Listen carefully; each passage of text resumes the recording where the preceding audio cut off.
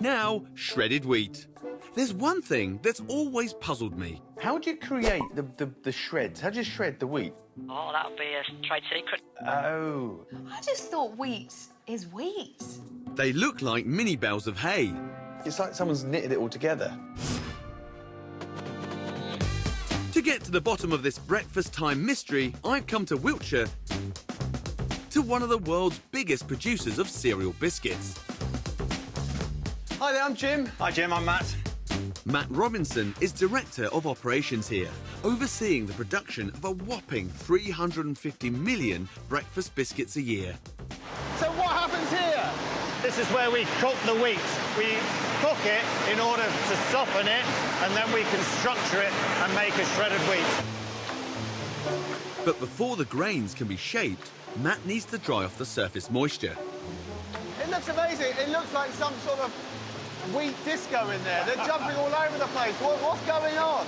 When the moisture was all on the surface, it was too sticky to do anything with, so we've got air being blasted up into the wheat in order to surface dry it. Once dried, the grains are left to rest for 8 hours. And then it's shredding time. But I can see all the grain coming down here and the shreds below. But how on earth do you get that grain to look like the shreds? So it's a really cool process. It gets fed in between these two shredding rolls. This one on the left-hand side is always smooth. The one on the right-hand side, Jimmy, is grooved. And what's happening is that the wheat is forced into those grooves, forming that long spaghetti strand of wheat. Each grain is squeezed into a single shred, around 10 centimetres long. As each one feeds through the rollers, it's fused with the next grain to produce a continuous spaghetti-like strand.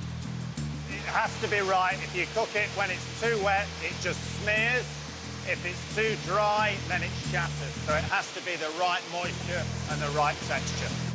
Each biscuit contains nearly 100 metres of shred, but exactly how they turn the strands into a biscuit is a trade secret. So Matt's taking me to the next bit we can see. Wow, here it is. Yeah. But now it's cut into that familiar shape that I know. From the grains going into the cooker, it takes an amazing 18 hours to turn them into something looking like a cereal biscuit. And even then, they still need to be baked. So here we are, finally, the finished product. Wow, it looks totally different. So what has happened to it here then? The biscuit has been baked through that oven, Jimmy. And what's happened is that the moisture has been removed from that biscuit, and the biscuit has risen, and it has now a golden colour. So it's been baked off, Yes. it's nice and dry, the strands are perfect, it's cut with precision. Yes. So this is really a feat of engineering, isn't it? It's incredible.